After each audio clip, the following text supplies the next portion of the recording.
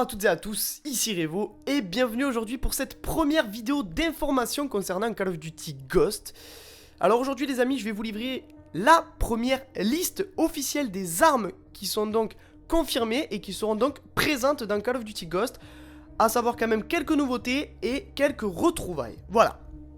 Alors nous allons donc commencer premièrement avec le AK-47 qu'on ne présente plus maintenant, qui est donc un fusil d'assaut russe. Déjà présent notamment sur Call of Duty 4, Modern Warfare 2, Modern Warfare 3, Black Ops 1 et Black Ops 2. On passe désormais au APS, qui est donc un fusil d'assaut sous-marin, utilisé par les unités de nageurs de combat russes. Et vous l'aurez compris, c'est donc une nouvelle arme qui fera donc sa première apparition dans Call of Duty Ghost. On passe au CZ-805 Bren, qui est donc un fusil d'assaut utilisé par l'armée tchèque, qui lui aussi fera donc sa première apparition dans Call of Duty Ghost, même si, comme vous le voyez, esthétiquement parlant, c'est un ACR.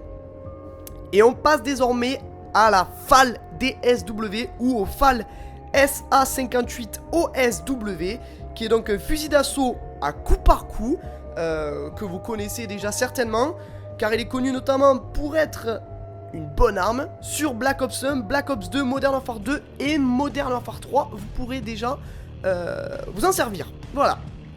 Et il sera donc présent dans Call of Duty Ghost. On passe au 300 AAC Blackout Honey Badger, qui est donc un fusil d'assaut américain, qui lui aussi fera donc sa première apparition dans Call of Duty Ghost. C'est un fusil d'assaut comparable à la PDW. Alors pourquoi? Eh bien tout simplement car il possède lui aussi un très gros chargeur. On passe à la M4A1, qui est donc un fusil d'assaut déjà bien connu par la communauté, notamment pour ses apparitions dans Call of Duty 4, Call of Duty Modern Warfare 2 et Call of Duty Modern Warfare 3. Le Scarel maintenant, qui est donc un fusil d'assaut belge, de nos amis les Belges, déjà pas mal connu par la plupart d'entre vous, présent notamment sur Call of Duty Modern Warfare 2 et Call of Duty Modern Warfare 3. Le TAR 21, fusil d'assaut israélien, pas mal connu notamment pour son accessoire, le lance-patate. Et c'est vrai que sur Call of Duty Modern Warfare 2, il a beaucoup utilisé pour son lance-patate. Et j'espère vraiment que sur Call of Duty Ghost, cet accessoire n'y sera pas. On passe désormais à l'UMP 45, qu'on ne présente plus là aussi. C'est donc un pistolet mitrailleur allemand, connu notamment pour sa puissance assez phénoménale sur Modern Warfare 2, bien qu'il ait été présent sur Modern Warfare 3.